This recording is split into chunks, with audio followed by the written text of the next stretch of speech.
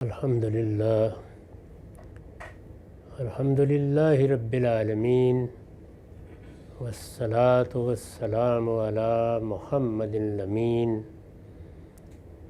اعوذ باللہ من الشیطان الرجیم بسم اللہ الرحمن الرحیم۔ خواتین و حضرات، ہم سورہ نحل کی آیت 51 سے درس کی ابتدا کر رہے ہیں۔ اس سے پیچھے یہ حقیقت واضح کی گئی کہ اللہ تعالیٰ نے جو مخلوقات بھی پیدا کی ہیں، اگر تم غور کرو تو وہ سب طوعاً و کرہاً اللہ ہی کی بندگی کر رہی ہیں۔ انسان کو ایک بڑے محدود دائرے میں اختیار دیا گیا ہے، چنانچہ جو کچھ سرتابی، سرکشی یا نافرمانی دیکھتے ہو وہ اسی دائرے میں ہے۔ اس سے باہر یہ پوری کائنات جس قانون پر قائم کر دی گئی ہے اسی کے مطابق گردش کر رہی ہے۔ تمام اجرام فلکی اسی قانون کے پابند ہیں۔ سورج کو جس راستے پر ڈال دیا گیا ہے وہ اسی پر چل رہا ہے۔ چاند کی جو ذمہ داری لگائی گئی ہے وہ اسی کو شب و روز پورا کرتا ہے۔ دوسری مخلوقات بھی اپنی جبلت کے دائرے میں جو کچھ کرتی ہیں اس سے باہر نکل کر، اس کو چھوڑ کر وہ کبھی کوئی کام نہیں کرتی۔ یہ صرف انسان ہے، اور پھر انسان کو یہ توجہ دلائی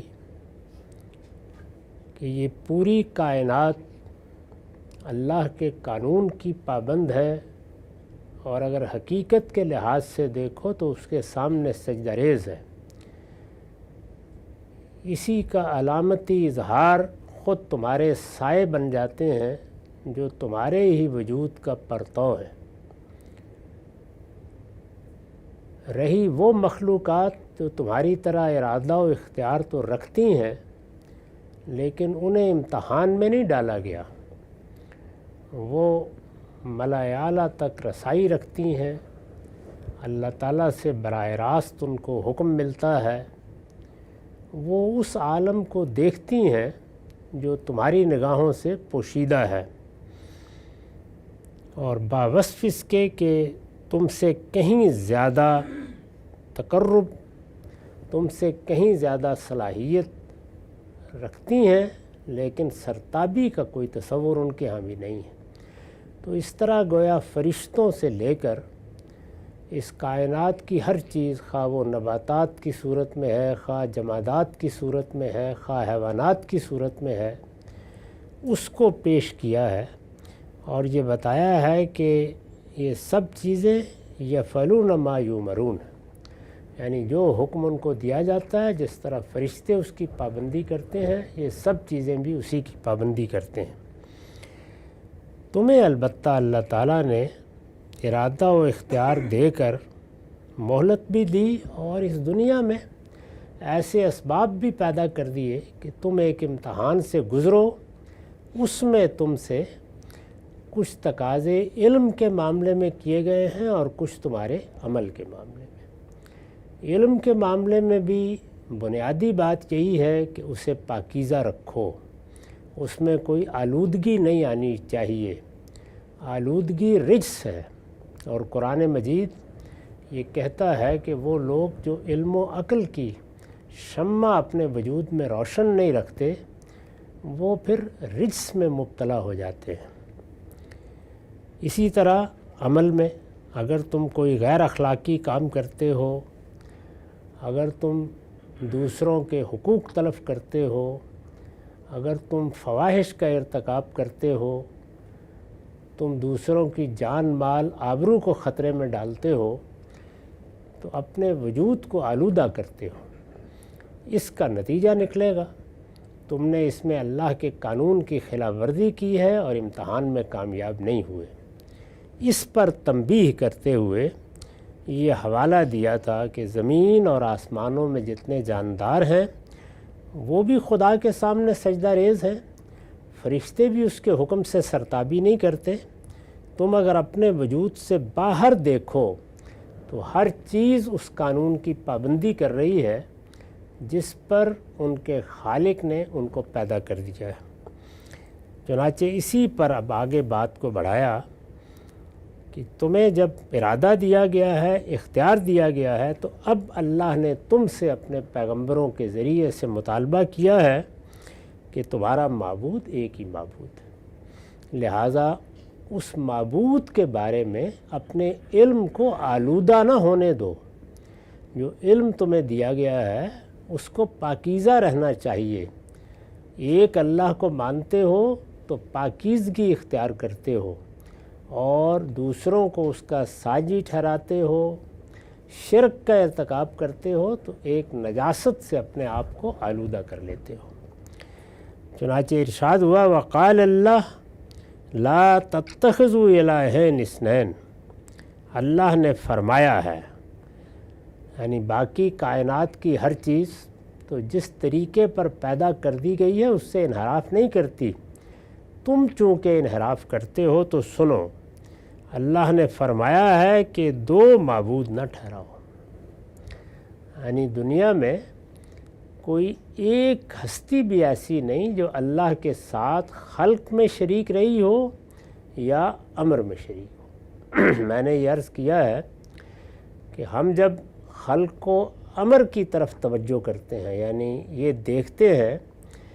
کہ جو کچھ خلق کا عمل ہوا ہے اس کے پیچھے کسی کا ارادہ ہے، کسی کا علم ہے، اس علم اور اس ارادے کا ظہور خلق کے تمام مظاہر میں ہو رہا ہے، تو اس کے لازمی نتیجے کے طور پر ہم اس برتر ہستی کی طرف نگاہ اٹھاتے ہیں جس کی تذکیر پیغمبر کر رہے ہیں، اور اس تذکیر کا حاصل پہلے دن سے یہی ہے کہ تمہارا ایک ہی معبود ہے۔ چنانچہ نہ وہ کسی کی ذات سے صادر ہوا ہے، نہ کوئی اسی کی ذات سے صادر ہوا ہے، نہ اس کی کوئی ہمسری کرنے کا دعویٰ کر سکتا ہے، نہ اس کے خلق میں کوئی شامل رہا، اور نہ اس وقت جو نظم چلایا جا رہا ہے اس میں کسی کا کوئی حصہ ہے۔ ہم جس کو اپنا معبود مانیں گے، جسے اپنا خالق مانیں گے، اس کو انہی میں سے کسی چیز میں شامل ہونا چاہیے۔ دنیا میں جو کچھ بھی ظہور پذیر ہو رہا ہے یا وہ خلق ہے یا وہ امر ہے، یعنی یا چیزیں وجود میں آئی ہیں، خواہ وہ کائنات ہے، خواہ وہ اجرام فلکی ہیں، خواہ وہ نباتات، جمادات، حیوانات ہیں، خواہ انسان ہیں، اور یا یہ ہے کہ کچھ فیصلے ہیں، کچھ قوانین ہیں، کچھ ضابطے ہیں جو دنیا میں نافذ ہیں، ان کے مطابق دنیا چل رہی ہے، یہ سب امر ہے۔ تو اس میں جب کوئی شامل ہی نہیں ہے تو پھر دوسرا کوئی معبود کیسے ہو سکتا ہے، دوسرا کوئی پرستش کے لائق کیسے ہو سکتا ہے؟ معبود یعنی جس کی پرستش کی جائے، وہ پرستش جس میں انسان اپنا پورا وجود کسی کی نظر کر دیتا ہے، یہ کسی اور کی کیسے ہو سکتی ہے؟ اس کا کوئی اگر علم و عقل کی روح سے مستحق ہے تو وہ خالق ہے، یا وہ ہو سکتا ہے کہ جو ہماری اس کائنات کا نظم چلا رہا ہو، تو اعلان کر دیا گیا کہ الا لہ الخلق والامر، سنو خلق بھی اللہ ہی کا ہے اور امر بھی اسی کا ہے۔ تو اس لیے کسی دوسرے معبود کا کوئی تصور پیدا نہیں کیا جا سکتا۔ اللہ نے فرمایا ہے کہ دو معبود نہ ٹھہراؤ، انما هو الہ واحد، وہ ایک ہی معبود ہے، یعنی ایک ہی خالق ہے، ایک ہی ہستی ہے جس کا امر اس کائنات میں جاری ہے، اس کے لازمی نتیجے کے طور پر ایک ہی معبود ہے، ایک ہی بادشاہ ہے، اس کی بادشاہی میں تم رہ رہے ہو، اس کے بنائے سے تم بنے ہو، لہٰذا اگر کسی کی عظمت کا اعتراف کرنا ہے تو وہی اس کا حقدار ہے، کسی کے سامنے سجدہ کرنا ہے تو وہی اس کا حقدار ہے، کسی کو بڑا مان کر اس سے اپنی تمنائیں وابستہ کرنی ہیں تو وہی تنہا ہے۔ جب وہی تنہا ہے تو پھر اسی ایک کو معبود سمجھو۔ ارشاد ہوا فَإِيَّايَ فَارْهَبُونِ۔ شرک بالعموم جس جگہ سے پیدا ہوتا ہے وہ ڈر ہے، یعنی خوف انسان میں رکھا گیا ہے، اس لیے کہ اگر خوف نہ ہو تو وہ اپنی حفاظت نہیں کر سکتا۔ دنیا میں اس طرح نہیں ہے کہ انسان کو کوئی خطرہ لاحق نہیں ہوتا، ہر طرف خطرات ہیں جس میں اسے پیدا کیا گیا ہے۔ اس نے جس طرح جنگلوں میں زندگی کی ابتدا کی تھی وہاں بھی قدم قدم پر خطرات تھے، اس کی دنیا میں بھی خطرات ہی خطرات اس کا احاطہ کیے رہتے ہیں۔ زلزلے، قحط، طوفان، مصیبتیں، تکلیفیں، بیماریاں، یہ سب چیزیں انسان میں اندیشے پیدا کرتی ہیں، ایک طرح کا خوف پیدا کرتی ہیں تاکہ وہ متنبہ رہے، بیدار رہے اور ان سب چیزوں کا مقابلہ کرنے کے لیے اسباب پیدا کرے۔ اگر زلزلے آتے ہیں، طوفان آتے ہیں، اگر بارشیں ہوتی ہیں، اگر اس کے گھر بار کو پانی بہا لے جاتا ہے، اگر مصیبتیں اور تکلیفیں آتی ہیں، اگر بیماریاں حملہ آور ہوتی ہیں تو ان کا علاج سوچنا، ان کے بارے میں غور و خوض کرنا، ان سے بچنے کے راستے نکالنا، یہ انسان اسی لیے کرتا ہے کہ اسے ان سے نقصان کا اندیشہ ہوتا ہے۔ اگر اسے معلوم ہو کہ بیماریاں دنیا میں رقص کرتی رہیں گی، میرے قریب نہیں آئیں گی، زلزلے اور طوفان آئیں گے لیکن مجھ پر اثر انداز نہیں ہوں گے، سمندر کی موجیں بھی مجھے اٹھا کر اچھال دیں گی تو ربر کے گڈے کی طرح میں ایسا ہی محفوظ رہوں گا۔ اگر اس کو یہ احساس ہو تو وہ کبھی متنبہ نہیں ہوگا۔ انسان کو ان خطرات میں پیدا کیا گیا ہے، اس لیے خوف کی جبلت اس میں رکھی گئی ہے۔ جانوروں میں بھی یہ چیز موجود ہے، اس لیے کہ ان کو بھی دوسرے جانوروں سے یا دوسری آفات سے خطرہ لاحق ہوتا ہے۔ انسان جب اپنے اندر یہ خوف محسوس کرتا ہے تو وہ کوشش کرتا ہے کہ اس کے ازالے کے لیے اسباب تلاش کرے۔ یہ اسباب اگر اس عالم اسباب میں ہوں تو اس سے کوئی خرابی نہیں پیدا ہوتی۔ انسان چیزوں کو دیکھتا ہے، ان پہ غور کرتا ہے، تحقیق کرتا ہے، چنانچہ اپنے لیے علاج بھی دریافت کرتا ہے، سائنسی ایجادات بھی کرتا ہے، اپنی حفاظت کا اہتمام بھی کرتا ہے۔ لیکن انسان بعض اوقات اس سے ماوراء بعض ہستیوں کا تصور کرنے لگ جاتا ہے۔ اس کی سمجھ میں جب یہ نہیں آتا کہ کیا علت و معلول کے رشتے ہیں جس سے یہ سب ہو رہا ہے، تو وہ اس سے ماوراء کچھ ہستیوں کا تصور کرتا ہے اور پھر ان سے ڈرنے لگ جاتا ہے۔ شرک یہاں سے پیدا ہوا ہے۔ ہمیشہ آپ شرک کی تاریخ پڑھیں گے تو اس کی ابتدا خوف سے ہوتی ہے۔ اللہ تعالیٰ کی طرف انسان کے رجوع کا باعث یہ دنیا بنتی ہے، یہ کائنات بنتی ہے، یہ نعمتیں بنتی ہیں، خلق کا عمل بنتا ہے۔ اسی طرح جو امر کار فرما ہے وہ انسان کے مشاہدے میں آتا ہے۔ اللہ تعالیٰ پر ایمان کو اگر عقلی طریقے سے دیکھا جائے تو وہ مشاہدے اور تجربے میں آنے والے حقائق سے پیدا ہوتا ہے، لیکن شرک کی بنیاد خوف پہ ہے، وہ وہیں سے پیدا ہوتا ہے۔ ابھی دیکھیں آپ کے بعض لوگ بہت معاہد ہوں گے، دین کو سمجھتے ہوں گے، لیکن کوئی بیماری، کوئی تکلیف بعض اوقات اس طرح احاطہ کر لیتی ہے کہ اس کے اسباب سمجھ میں نہیں آتے۔ تو یہ وہ مرحلہ ہوتا ہے جس میں اگر کوئی آدمی یہ کہتا ہے کہ فلاں کام کر لو، فلاں کے پاس چلا جاؤ، فلاں ہستی سے استمداد کر لو، تو انسان کمزور ہو جاتا ہے۔ اسی جگہ سے ہمیشہ شرک پیدا ہوتا رہا ہے، اور پھر چونکہ انبیاء علیہم السلام نے انسان کو اپنی ہی طرح کی دو مخلوقات کے بارے میں خبر دے رکھی ہے، یہ کہ فرشتے بھی اللہ کی ایک مخلوق ہیں، اور فرشتوں کے بارے میں پہلے دن سے پیغمبروں نے بتایا ہے کہ وہ اس نظم عالم میں اللہ تعالیٰ کے احکام کی تنفیذ کرتے ہیں۔ جنات کے بارے میں بھی انسان کو پہلے دن سے یہ بتا دیا گیا ہے کہ وہ بھی اس دنیا میں موجود ہیں، اور اس دنیا میں وہ بعض ایسی صلاحیتوں کے ساتھ پیدا کیے گئے ہیں جو تمہارے اندر نہیں ہیں۔ انسان ان کے اندر بھی اپنے لیے مدد کرنے والے ڈھونڈ لیتا ہے۔ تو فرشتوں کو، جنات کو جن قوموں میں پیغمبروں کی دعوت ہمیشہ رہی ہے ان میں انہی کو معبود بنایا گیا ہے۔ آپ اگر عرب کی تاریخ کو پڑھیں تو یہ بالکل واضح ہو جاتا ہے کہ وہاں فرشتوں ہی کو دیوی دیوتا کی حیثیت دی گئی یا جنات کے ساتھ اس طرح کے تصورات وابستہ کیے گئے۔ انسانوں میں قطب اور ابدال ڈھونڈنے کا معاملہ بہت بعد میں ہوا ہے،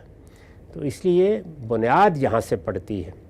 اسی پر اللہ تعالیٰ نے اب تنبیہ فرمائی ہے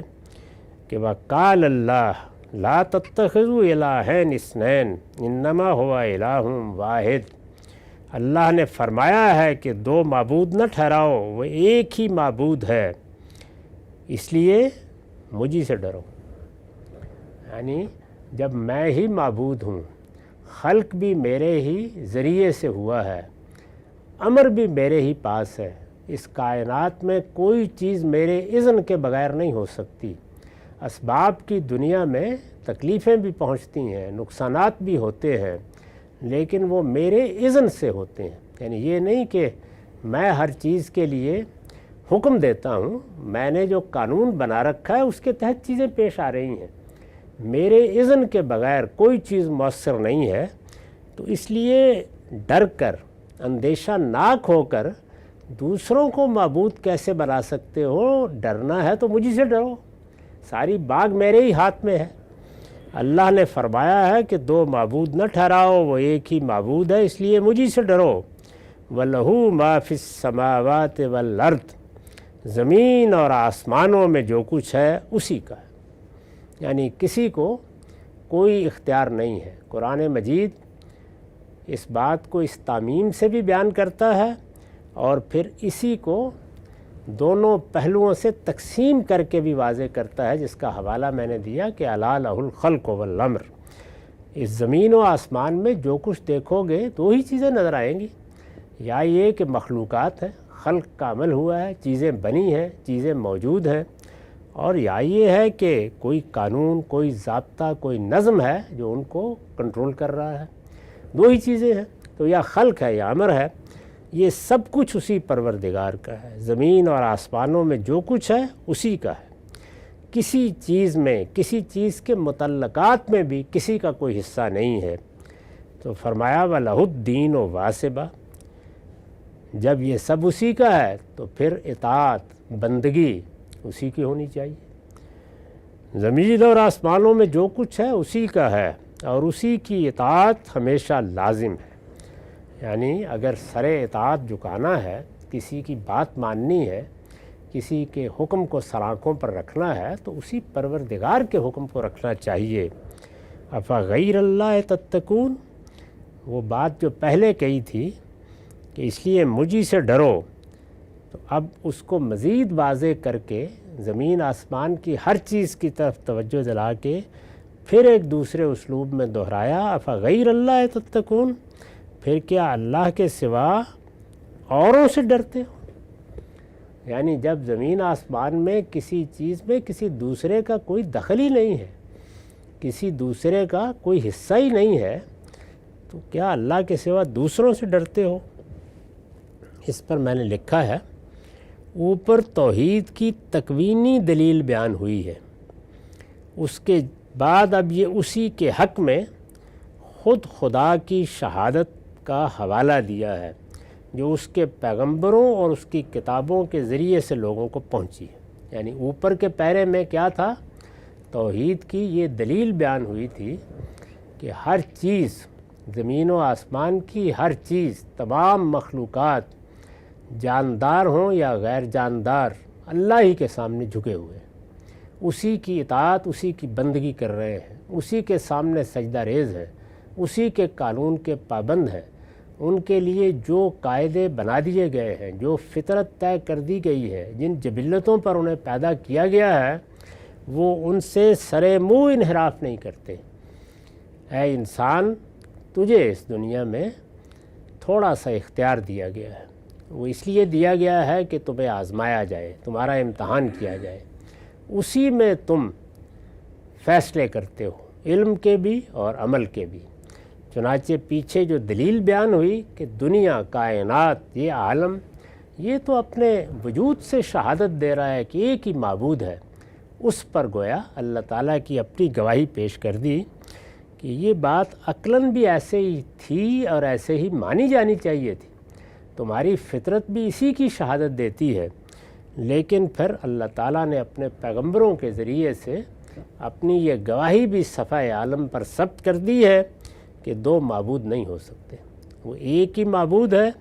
اسی سے ڈرنا چاہیے، اور جب وہی معبود ہے، وہی خالق ہے، وہی مالک ہے، اسی کی بادشاہی ہے، تو پھر اللہ کے سوا اوروں سے کس طرح ڈر سکتے ہو؟ یہ ہونا نہیں چاہیے۔ تو ڈرنے کا یہاں ذکر اصل میں شرک کے ماخذ یا منبع کے طور پر آیا ہے، وہ پیدا ہی یہاں سے ہوتا ہے۔ انسان کو ایک ہی بات بتانے کی ضرورت ہے اگر اسے شرک سے بچنا ہے، اور وہ یہی بات ہے کہ اگر کسی نے نقصان پہنچانا ہے تو اللہ کے قانون کے مطابق پہنچ کر رہنا ہے، اس سے اگر بچائے گا تو اللہ ہی بچائے گا، اگر کوئی آفت آنی ہے تو اللہ کے قانون کے مطابق آ کر رہنی ہے، اس سے اگر کوئی حفاظت کرنے والا ہے تو وہ اللہ ہی ہے۔ اس لیے دنیا میں جو اسباب تمہیں دیے گئے ہیں ان میں اپنے علم اور اپنی عقل کو استعمال کرو، اپنے لیے حفاظت کا اہتمام کرو۔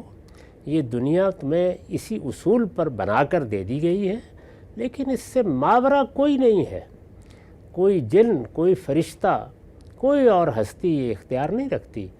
اطاعت صرف اللہ کی ہونی چاہیے، اسی کی توحید کو مانو اور اسی سے ہمیشہ ڈرتے رہو۔ افغیر اللہ تتقون، پھر کیا اللہ کے سوا اوروں سے ڈرتے ہو؟ وما بکم من نعمت فمن اللہ، تمہیں جو نعمت بھی ملی ہوئی ہے اللہ ہی کی طرف سے ہے۔ یعنی پہلے خوف کے پہلو کو بیان کر کے شرک کی تردید کی، اس کے بعد ایک اور جگہ سے تمہید اٹھائی جہاں سے خود اللہ کا شعور انسان کو حاصل ہوتا ہے، یعنی وہ اس کے لاشعور میں تو ایک حقیقت کے طور پر موجود ہے۔ انسان جب اپنے مخلوق ہونے کے احساس کی شدت کے ساتھ جیتا ہے تو یہ ہو نہیں سکتا کہ وہ خالق کے تصور کے بارے میں کبھی اندھیرے میں ہو، یہ تو اس کے ساتھ لگا ہوا ہے۔ جس طرح انسان کسی فعل کا تصور فاعل کے بغیر نہیں کر سکتا، اسی طرح اپنے مخلوق ہونے کے تصور کو خالق کے بغیر ادراکی میں نہیں لا سکتا۔ یہ حقیقت تو انسان کے اندر بدیہت ہے، اور اسی کو اس طرح بیان کیا ہے سورہ اعراف میں کہ اللہ نے ایک عہد لیا تھا جس کی یاد تو محو کر دی گئی ہے اس لیے کہ تمہیں امتحان کے لیے دنیا میں بھیجنا تھا، لیکن اس کا احساس پوری شدت کے ساتھ تمہارے اندر موجود ہے، اور اس کے لیے تم قیامت میں جواب دہ ہوگے۔ وہ احساس دنیا میں بیدار ہوتا ہے تو سب سے پہلے اللہ کی نعمتوں کے شعور سے بیدار ہوتا ہے، یعنی انسان اپنے وجود کو دیکھتا ہے، جو کچھ اللہ نے اس کو صلاحیتیں دی ہیں ان کو دیکھتا ہے، اللہ تعالیٰ نے جو اعضاء اسے دیے ہیں ان میں جو اپنی قدرت کی نشانیاں رکھی ہیں ان کو دیکھتا ہے، اور پھر اپنے لیے ربوبیت کے اس اہتمام کو دیکھتا ہے جس میں اس کے وجود کے ایک ایک تقاضے کو پورا کرنے کا اہتمام ہے۔ تمہیں جو نعمت بھی ملی ہوئی ہے اللہ ہی کی طرف سے ہے۔ یہ تو ایک واقعہ ہے۔ فرمایا کہ ثم اذا مسکم الضر فالیہ تجرؤون، پھر جب کوئی تکلیف تم کو پہنچتی ہے تو فریاد بھی اسی سے کرتے ہو، یعنی جو چیز اندر سے اٹھتی ہے وہ تو یہی ہوتی ہے کہ اب یہ تکلیف پہنچی ہے تو میرا رب، میرا پروردگار، میرا خالق ہی اس سے نجات دلائے گا۔ دنیا میں جتنے لوگ بھی اس پروردگار کو مانتے ہیں، ایک تو یہ نا کہ کوئی انسان مانتا ہی نہیں ہے، لیکن جتنے لوگ بھی مانتے ہیں، خواہ وہ شرک کرتے ہوں یا توحید پر سچے ایمان کے ساتھ مانتے ہوں، یہ بالکل واقعہ اور حقیقت ہے کہ تکلیف جب آخری درجے میں انسان کا احاطہ کرتی ہے تو وہ اپنے اللہ ہی کو پکارتا ہے، یعنی باطن سے ایک ہی آواز اٹھتی ہے، اور وہ یہ کہ اب اس کا ازالہ اگر کوئی کر سکتا ہے تو میرا پروردگار بھی کر سکتا ہے۔ اس انفسی حقیقت کو بیان کیا ہے کہ تمہارے باطن میں جس طرح یہ احساس کی شدت موجود ہے کہ تمہارا خالق ہے، بالکل اسی طریقے سے تکلیف اور مصیبت کے موقع پر باطن جس چیز کی طرف اٹھتا ہے اور فریاد کرتا ہے وہ اللہ ہی ہوتا ہے۔ تمہیں جو نعمت بھی ملی ہوئی ہے اللہ ہی کی طرف سے ہے، پھر جب کوئی تکلیف تم کو پہنچتی ہے تو فریاد بھی اسی سے کرتے ہو۔ اس پر میں نے حاشیہ لکھا ہے یہ توحید کی انفسی دلیل ہے، یعنی خود انسان کے نفس میں، انسان کے باطن میں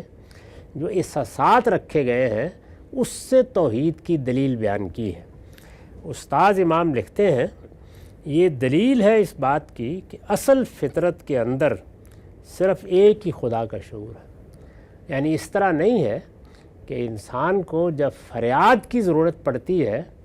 تو فی الواقع اس کے باطن میں مختلف معبود رکھے ہوئے ہیں اور ان میں سے کبھی وہ کسی کی طرف رجوع کرتا ہے کبھی کسی کی طرف، باطن سے اٹھنے والی آواز ایک ہی ہوتی ہے۔ یہ دوسرے دیوی دیوتا جو تم نے بنا رکھے ہیں اصل فطرت کے اندر ان کی کوئی جگہ نہیں، یعنی یہ تو باہر سے پیدا ہوتے ہیں، کسی اندیشے میں، کسی خوف میں، باہر کے لوگوں نے کسی تصور کو داخل کر دیا۔ یہ اندر سے پیدا ہوئے معبود نہیں ہیں، باطن نے ان پر کبھی کوئی شہادت نہیں دی، اصل فطرت نے کبھی ان کی ضرورت پیدا نہیں کی، یہ باہر سے آتے ہیں۔ یعنی انسان خوف کے عالم میں، مصیبت میں، تکلیف میں دوسروں کی طرف جب رجوع کرتا ہے تو اس موقع کے اوپر کسی نے کہا کہ یہ جنات ہیں، کسی نے کہا کہ یہ فرشتے ہیں، کسی نے کہا کہ فلاں سے نقصان پہنچ رہا ہے، فلاں کے پاس چلے جاؤ گے تو اس کے دم درود سے فائدہ ہو جائے گا۔ یہ باہر کی اطلاعات ہیں جن کو پھر انسان کہیں نہ کہیں ٹانک لیتا ہے۔ اصل فطرت میں ایک ہی معبود، ایک ہی پروردگار ہے۔ چنانچہ جب کسی حقیقی پریشانی کا وقت آتا ہے، یعنی چھوٹی موٹی چیزیں تو ہو سکتا ہے کہ کسی کو کسی بارگاہ میں لے جائیں، کسی کو کسی دربار میں لے جائیں، لیکن حقیقی پریشانی کا وقت آتا ہے تو یہ سارے بناوٹی دیوی دیوتا غائب ہو جاتے ہیں، صرف ایک ہی خدا باقی رہ جاتا ہے جس کا اعتقاد اصل فطرت کے اندر ودیت ہے۔ اس کو اس جملے میں بیان کیا ہے کہ جب کوئی تکلیف فی الواقع پہنچتی ہے تو جو فریاد تمہارے باطن سے اٹھتی ہے، جس پر کوئی باہر کی آلائش نہیں ہوتی، جو اصل فطرت کی آواز بنتی ہے وہ اللہ ہی کی طرف ہوتی ہے۔ کبھی تجزیہ کر کے دیکھو اپنا، اس موقع پر اور کوئی نہیں ہوتا، باقی سب کسی نہ کسی باطل استدلال سے آتے ہیں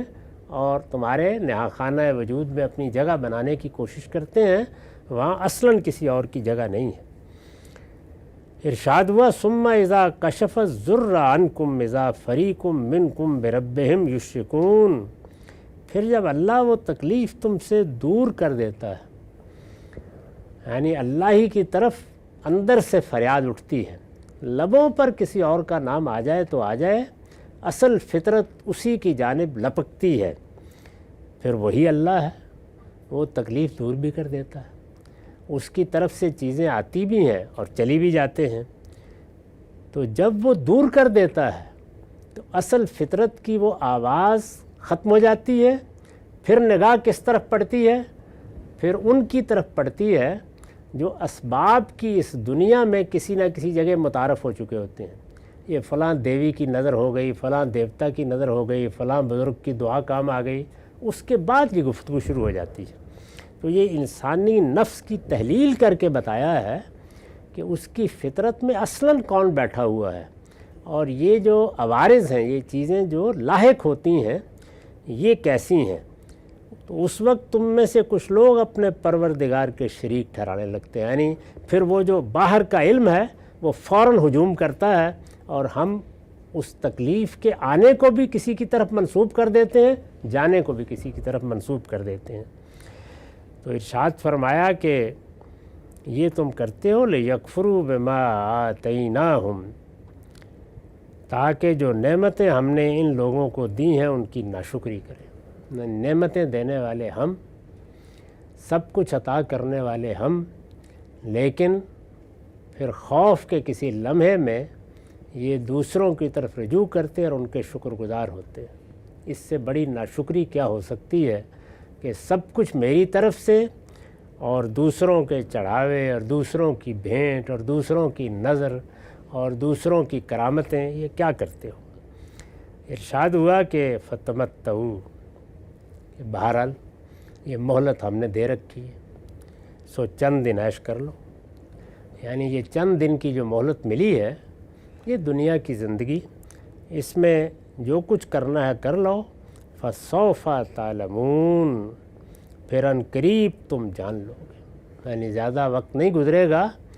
ہماری بارگاہ میں آ جاؤ گے۔ یہ دنیا کی زندگی چند روزہ ہے، اس کا ایک دن خاتمہ ہو جانا ہے، اس وقت حقیقت بالکل کھل کر سامنے آ جائے گی کہ نعمتیں دینے والا بھی وہی تھا، تکلیفیں بھی اسی کے اذن سے آتی تھیں اور دور بھی وہی کرتا تھا۔ اقول قولی ھذا واستغفر اللہ لی ولکم ولسائر المسلمین۔